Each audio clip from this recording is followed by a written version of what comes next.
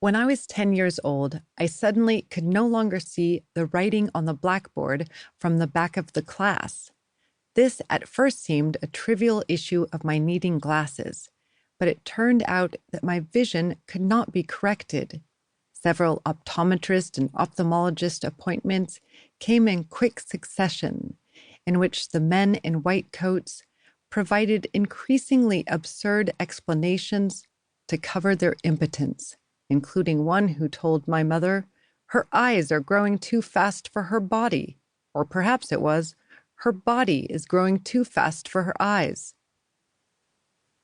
After visiting several doctors in the creaky bungalows on the outskirts of the Presidio's medical complex in San Francisco, my mother and I finally found ourselves face to face with a hotshot ophthalmologist in the impressive upper floors of the Letterman Army Hospital, where Lucasfilm now has its headquarters.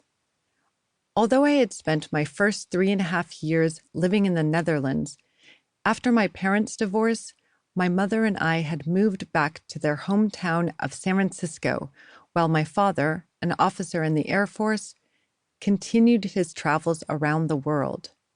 Thanks to him, I received benefits with my military dependent card, and so my mom and I often drove into the Presidio for free healthcare and cheap commissary groceries. Even if doctor's appointments and shopping were not my favorite childhood activities, I never tired of the beauty of the now decommissioned military base.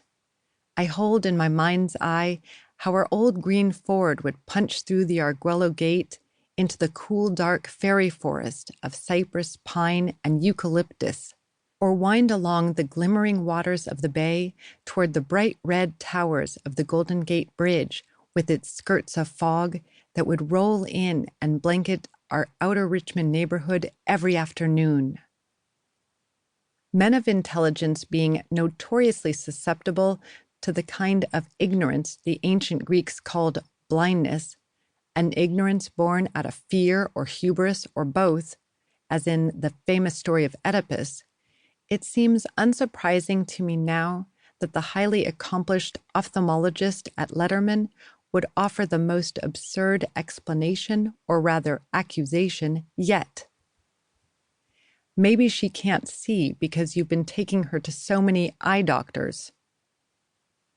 My mother, her tears and frustration welling over, responded, as if this were not the reason for our sad pilgrimage in the first place, then why can't she see the writing on the blackboard?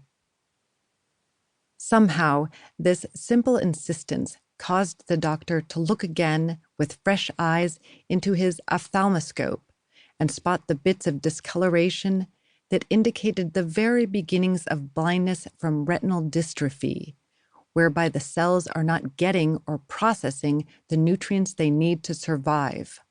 Back then, the doctors diagnosed the condition as retinitis pigmentosa, RP, a genetic degenerative disease that slowly and implacably wears away the retinas, leading eventually to blindness.